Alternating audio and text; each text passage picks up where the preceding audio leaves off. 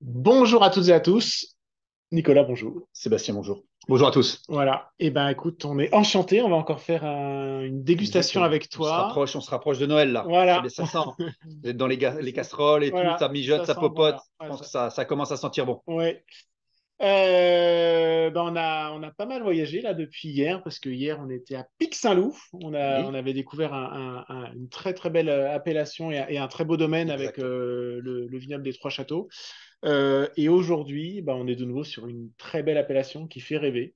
Oui, qui C'est fait rêver. Pomerol. Pomerol, voilà. Ouais, Très alors. belle appellation, petite appellation qui fait rêver parmi les plus grands vins rouges du monde. Voilà, vous avez tous entendu parler de Pétrus. On a tous Hmm. rêvé sur Pétrus. Voilà. Et cette petite appellation de Pomerol, voilà, on va vous faire découvrir une belle découverte, un grand vin. Enfin, je l'espère, vous allez voir. Nous, voilà, ça Ouais. nous a conquis. On est sur un millésime 2016, donc c'est pareil, un vin qui a un petit peu de maturité. Hmm. Bien sûr, 100% Merlot, on est sur la rive droite. C'est assez compliqué de trouver des pommerolles en ce moment, donc on est vraiment, enfin, moi je suis Ouais. vraiment content qu'on ait pu en trouver un et qu'on puisse vous le faire découvrir. Il a toute sa place, bien sûr, cette appellation a toute sa place dans ce calendrier et ça devrait être un très bon moment. Avant de le goûter ensemble, quelles sont les particularités justement de cette appellation Pomerol? Pourquoi elle fait autant rêver? Pourquoi, qu'est-ce qu'elle a de particulier? Alors, bien sûr, sans parler des qualités intrinsèques de l'appellation, on dit souvent tout ce qui est petit et mignon, et c'est vrai que Pomerol, Pomerol dans la galaxie Bordeaux, c'est tout petit par rapport au Grand Médoc, au Grand Saint-Émilion, à la taille, je parle de la Hmm. taille. Et là, on a tout ce petit Pomerol et Tu qui parles va toujours être de la taille, toi, ouais, hein, bah, quelque chose d'assez important dans le monde du vin.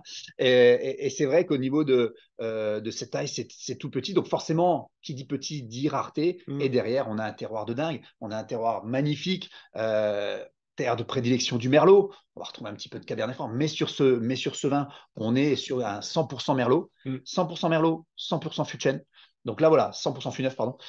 Donc là, voilà, et vous allez voir que le fût, bah, il est là, mais par contre, il est présent, mais il n'est pas trop présent. On est sur 2016, on est sur un vin qui va bientôt avoir 6 ans, Ouais. qui a déjà de la maturité. Grand millésime 2016, c'est pareil.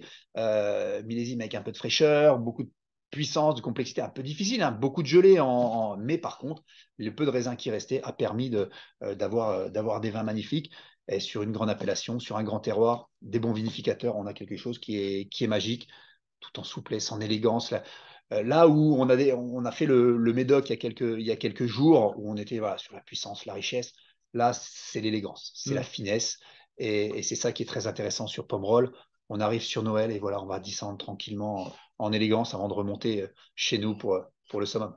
Et du coup, tu disais, voilà, par rapport à l'appellation, donc c'est une appellation qui produit du coup pas beaucoup de bouteilles par an. C'est. Alors, non, non, c'est juste par rapport à la taille, comparé Ouais. à Saint-Émilion, alors j'ai pas les chiffres en tête, mais l'appellation Saint-Émilion va être 2 à 3 fois plus grande que D'accord, ok, ok. l'appellation Pomerol. D'accord, Donc, ok, ok. j'ai pas les chiffres en tête, je Non, peux non, mais. pas être à 100% exact, mais pour vous dire, voilà, et c'est pour ça, beaucoup plus de bouteilles sur Saint-Émilion. Ouais. Donc, on va croiser les Saint-Émilion beaucoup plus, alors que les Pomerol vont être un petit peu plus difficiles d'accès, et tout de suite avec des beaux châteaux, des beaux domaines, ce qui Hmm. fait que bah forcément, on arrive à des prix qui peuvent être des fois un petit peu, Ça ouais, arrive, ouais, ouais, ça arrive, qui ça font un petit arrive. peu mal des fois. Bon, Voilà.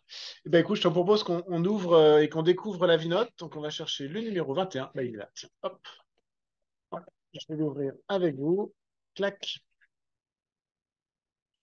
Donc, je sors la vinote. Effectivement, on est bien sur le Pomerol. Vinote 21.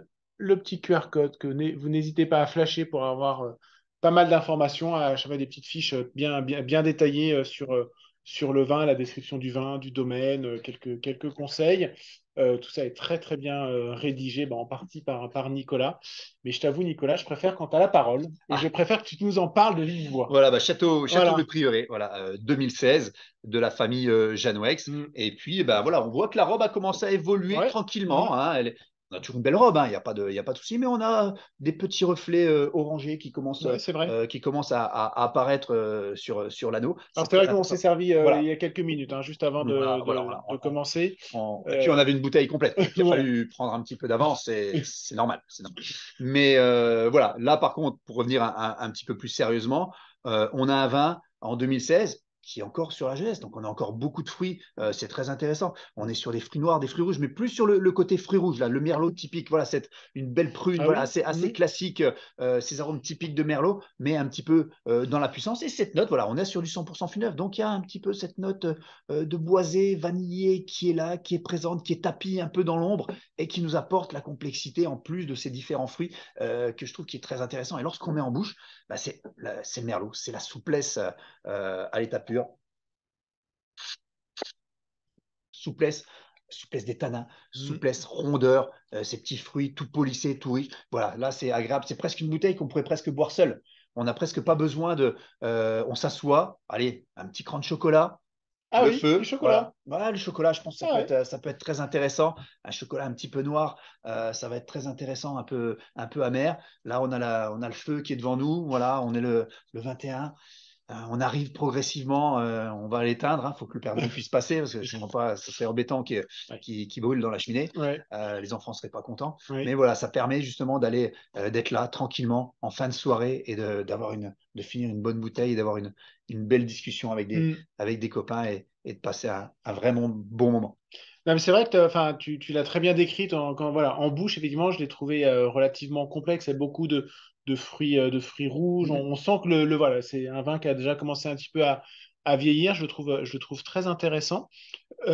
Si on l'avait goûté il y a 2 3 ans, il aurait été pareil, Alors, on aurait eu ces fruits, peut-être peut-être un peu le moins bois. confit. Alors, peut-être, oh, ils auraient été bien présents, Ouais, parce qu'on est d'accord. sur un beau millésime. Par contre, ce qu'on aurait eu aussi un peu plus, c'est le bois. Le bois aurait Ah, été moins atténué, aurait été beaucoup plus présent, des notes peut-être un peu plus vanillées, qui auraient été un peu plus grillées. Voilà. Est-ce que attention toujours quand on est sur du 100% fût neuf, il faut que ça se patine, il faut que ça prenne le temps entre guillemets. Et là voilà, on a pris 6 ans. On va sur 7, on a déjà bien. Et puis, voilà, c'est un vin qui pourra vieillir encore une petite dizaine d'années sans aucun problème. d'accord. Donc, Ouais. ceux qui aiment Hmm. pourront pousser, mais c'est vrai on sera déjà bien avec ça dans ce niveau-là. Ok, bon bah c'est top. Bah, écoute, très très belle découverte. Moi, Yes. j'ai vraiment beaucoup aimé. Et puis je retiens l'association chocolat.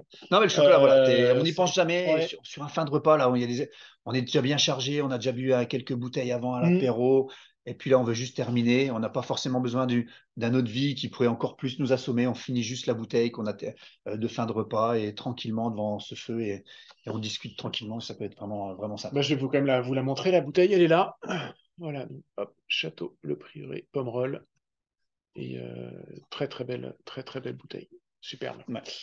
Écoute, Nicolas, un énorme merci. Merci à toi, Ça a Seth. été un plaisir. Merci à vous. Ouais, merci à vous. J'espère que vous avez, comme nous, bien apprécié ce 21e vin du calendrier Prestige.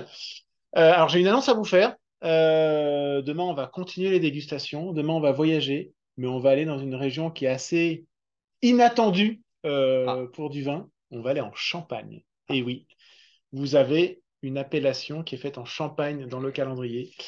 Mais je vous en dis pas plus parce que exactement. c'est assez rare, c'est assez atypique, mais pareil, c'est un petit coup de cœur. Exactement. Donc Exactement. Un voilà, vrai coup de cœur. un vrai coup de cœur. Allez, demain au Champagne et voilà. À Allez, bonne bientôt. soirée, Au bye revoir. bye.